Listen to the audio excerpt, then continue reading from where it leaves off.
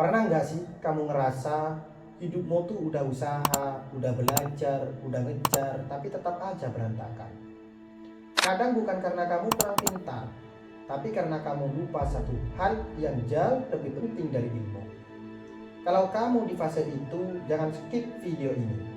Kita bakal bahas satu kunci yang dilupakan banyak orang. Adab.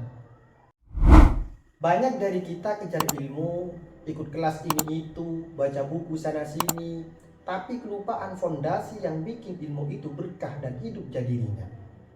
Dan lucunya, adab ini tuh sederhana banget. Tapi justru ini pembeda antara hidup yang tenang dan hidup yang amburadul. Aku pernah ketemu seorang guru pesantren yang ngomong, saya lebih takut sama murid pintar tapi kurang adab daripada murid bodoh tapi adabnya tinggi. Waktu itu aku mikir, kok bisa? Ternyata benar, ilmu itu kayak pedang.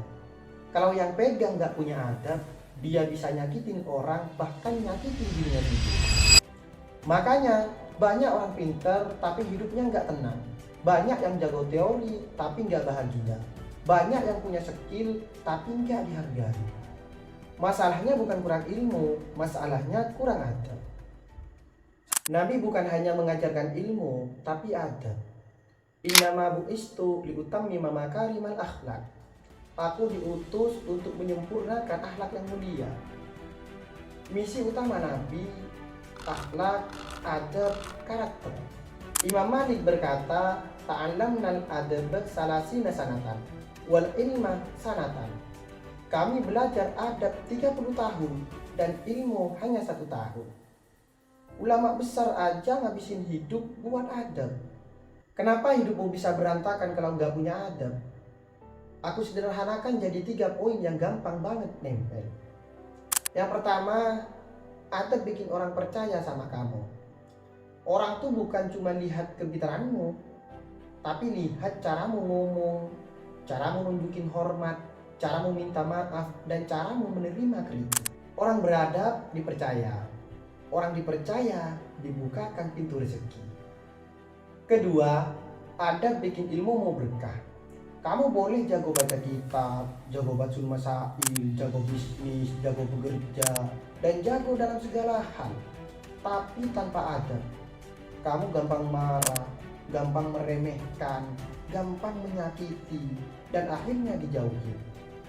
Ilmu itu nggak bakal terasa manfaatnya kalau hatinya kotor. Ketiga, adab itu magnet kebaikan.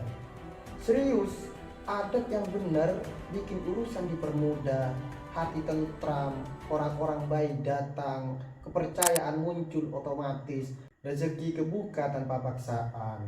Makanya sebagian orang bilang adab itu lebih mahal daripada kecerdasan. Aku pernah ketemu anak yang ilmunya biasa aja, tapi adabnya Masya Allah. Selalu sopan, selalu nunduk kalau lewat depan guru, selalu bantu tanpa nunggu diminta. Tahu apa yang terjadi? Di pesantren, semua guru sayang sama dia. Di luar pesantren, orang-orang percaya sama dia. Dan yang paling kerasa, hidupnya tuh enteng banget.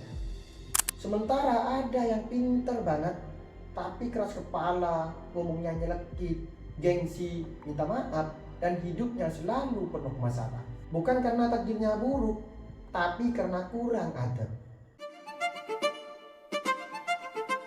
3 cara memperbaiki adab mulai hari ini. Yang pertama, ringankan lisan, kurangi nyakitin orang. Mulai dengan maaf, terima kasih, tolong. Kedua, hormati yang lebih tua, sayangi yang lebih muda. Ini adab yang Nabi ajarkan langsung. Ketiga, rendahkan hati walaupun kamu pintar. Orang sombong ilmunya nggak bakal dipakai orang. Orang tawadhu ilmunya dicari orang. Jangan berhenti di sini, ada banyak banget pelajaran hidup yang pengen aku bagi buat bantu kamu. Jadi pribadi yang lebih tenang, lebih dewasa, dan lebih dekat sama Allah. Klik subscribe bukan buat aku, tapi buat diri kamu sendiri. Semoga Allah jaga hati kita, luruskan niat kita, dan kuatkan adab kita. Dan sampai ketemu di video berikutnya.